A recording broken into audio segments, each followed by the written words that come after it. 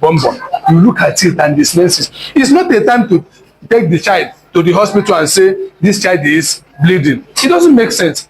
For you, as long as you know that this is a physiological process, it's a normal thing that is supposed to happen. All you will do is to buy pad or whatever and educate the child.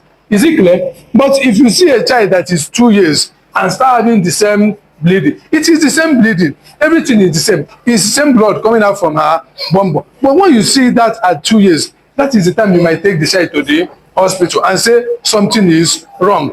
That's just the same way we have in jaundice. If this jaundice occur on the first day of delivery, it is likely to be pathological.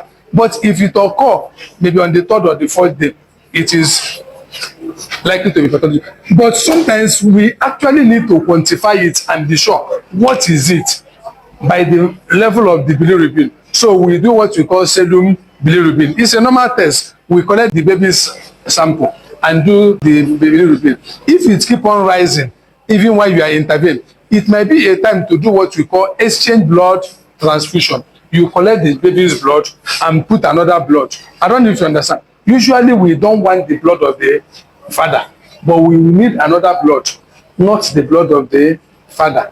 You might not understand, but sometimes you feel it is better to give the blood of the mother. I don't know if you understand. Okay, we then came here, not about the same thing. Sometimes we don't want the blood of the mother or the blood of the father.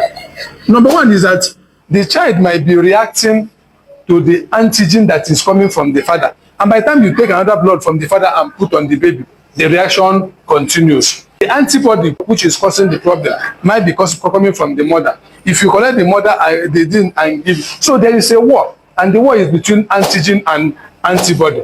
Is it clear? The antigen is coming from the father. The antibody is coming from the mother. So if you collect blood from the mother, you will give more antibody. If you collect from the father, you will give more antigen. In fact, the ideal thing is that whenever you look at it and this jaundice is increasing, you do serum bilirubin. It kept on increasing.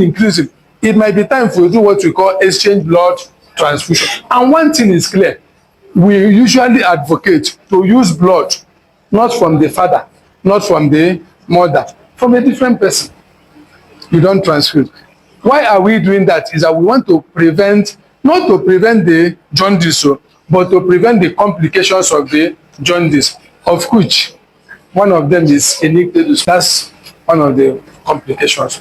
Is it clear? Now, when we deliver a baby, it depends on who is doing the delivery.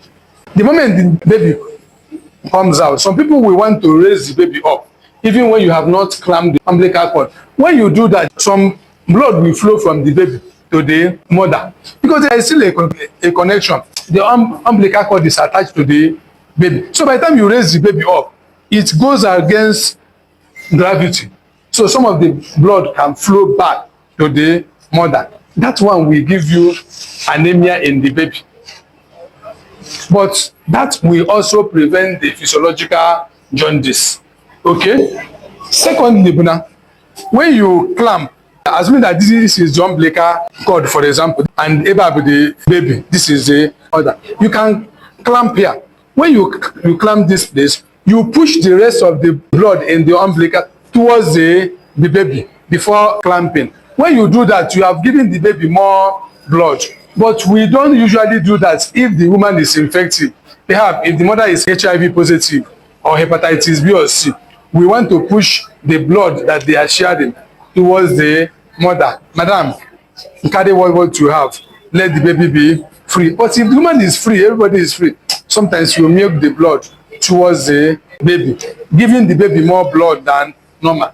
It can predispose the child to physiological jaundice. But we are not bothered.